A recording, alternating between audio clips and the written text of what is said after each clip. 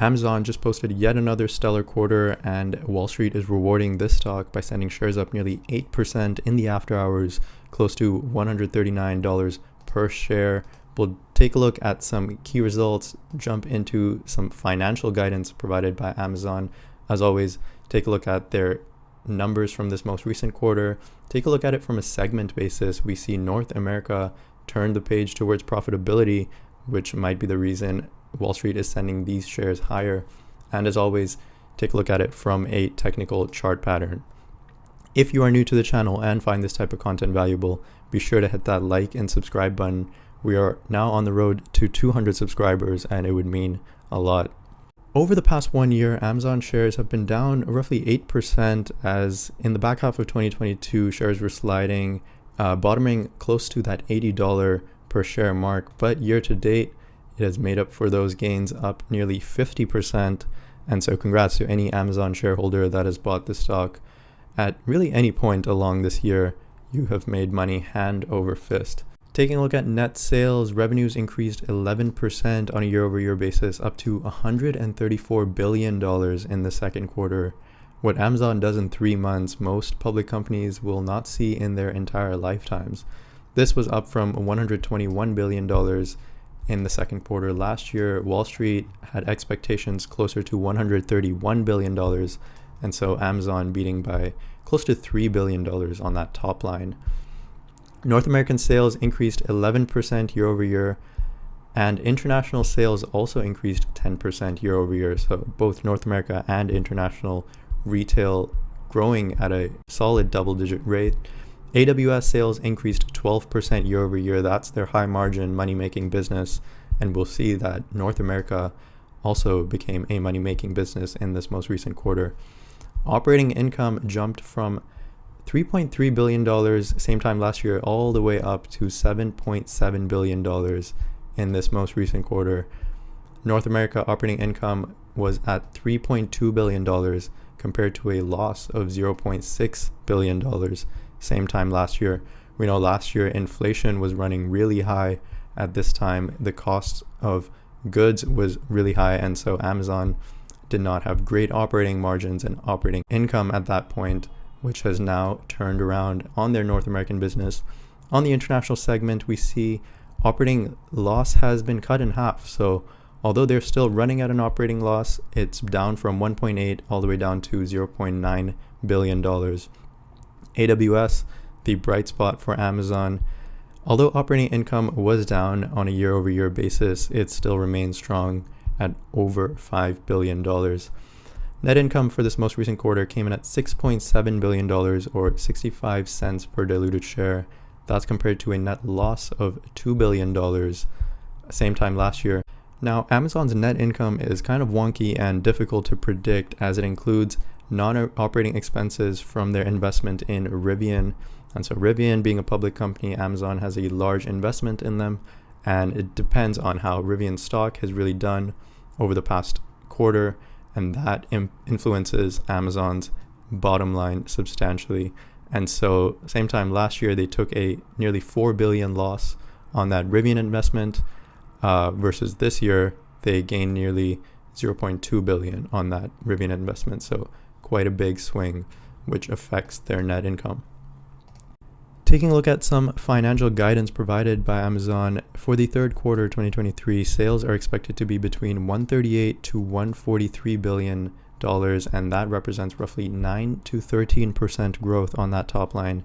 Estimates were closer to that $138 billion range, and so Amazon guiding on the higher end of that, as the midpoint for this estimate is going to be somewhere between $140 billion. Operating income is expected to be roughly between 5.5 and 8.5 billion compared to 2.5 billion in the third quarter last year. And so we're expected to see that operating income steadily rise as the year progresses. Providing this strong guidance both on the sales side and the operating income side is likely why Amazon shares are popping in the after hours. Taking a look at Amazon's statement of operations, we know sales came in at $134 billion. That was good for 11% growth year over year. We see those service sales increasing at quite a rapid pace. That includes Amazon Prime, which is showing good signs of growth. Operating expenses, while they are up, they're not up as much as revenue, and so cost of sales up roughly $3 billion, fulfillment up $1 billion. We see technology and infrastructure up quite a bit, up nearly $3.9 billion. That is most likely heavy investment into R&D, especially on their AWS side. Sales and marketing up marginally, G&A up marginally as well, and so we see total operating expenses grew by roughly $9 billion, whereas sales grew by roughly $13 billion. And so when you grow your sales more than your expenses, that's simple math, your operating income will jump, as it did for Amazon, nearly doubling. We come down and take a look at their other income or expense. Same time last year, they incurred an expense of roughly $5.5 billion. That is a result of that Rivian investment. This same time this year, they incurred a gain of nearly $60 million. And so that income and that net income is quite outweighed as Amazon turned to profitability, largely due to a turnaround in that Rivian investment. Taking a look at Amazon's balance sheet, while not perfect, it remains relatively strong. They do have quite a bit of cash and cash equivalents. We see over the last 6 months, this ticked down roughly $3.5 billion. Total current assets coming in at $140 billion versus a total current liabilities of $148 billion. And so they do have more current liabilities than assets.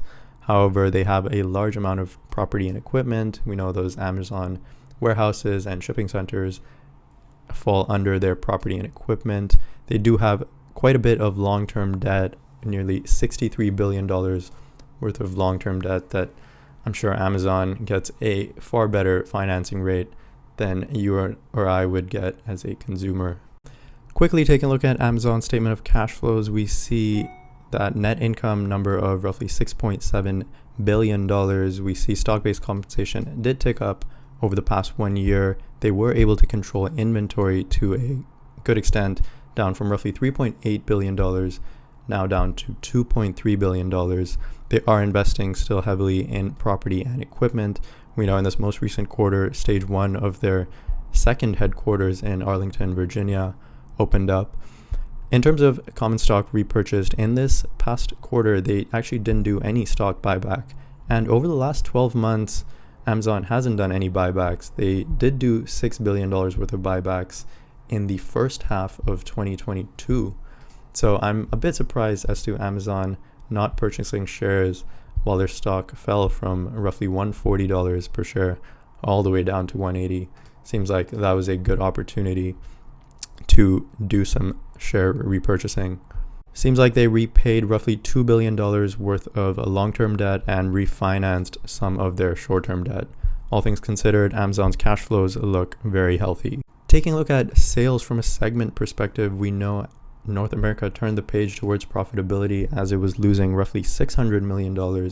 Same time last year, now it's operating on an income of $3.2 billion.